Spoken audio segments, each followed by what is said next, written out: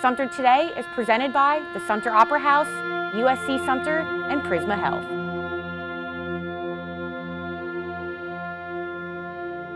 I was commissioned by the band to write a piece for their anniversary concert.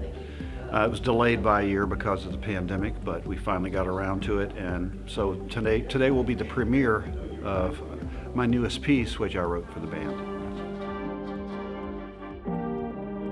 To have live music with us again. It was very frustrating. My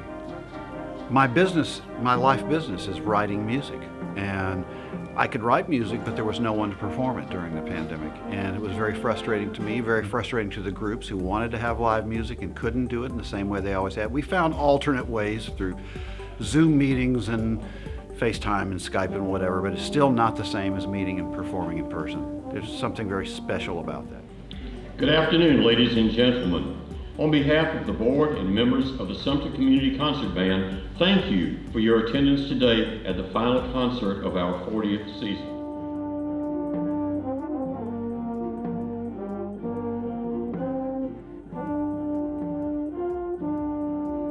You know, I always try to have something to do with the local region, and come to find out that the town's founder, Thomas Sumter, went on this exhibition. This is long before he was famous in the Revolutionary War.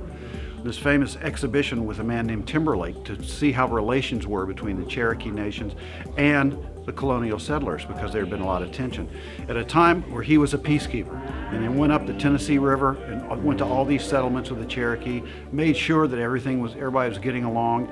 He used his own money, bought the canoes, had an interpreter, everything, and had this extensive trip to make sure relations were good. And he met this chief, Ostinaco, who was a very powerful chieftain in the Cherokee Nation.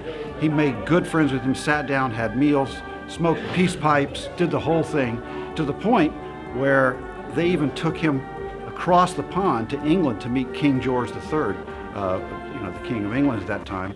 And it was a fascinating experience for both the English, seeing this Cherokee man with his body paint and tattoos and hairstyle, and then for him to meet, and they were friends from then on.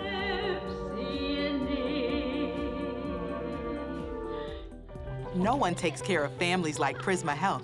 As South Carolina's largest health system, we have nearly 600 primary care doctors across the Midlands and upstate, so you can choose the one who's right for you. With a more personalized approach, more locations, and more convenience, including 24/7 virtual urgent care and online or in-person visits with your primary care doctor, we're doing even more to help you be your healthiest you.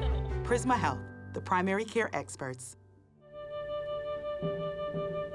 These players who have a love for music, and this is why they do it. It's not for the money, it's not to make a living, it's because they clearly have a love and a thriving to make music, and they've had it their whole life. And these outlets, these community bands, are the perfect place for that to happen.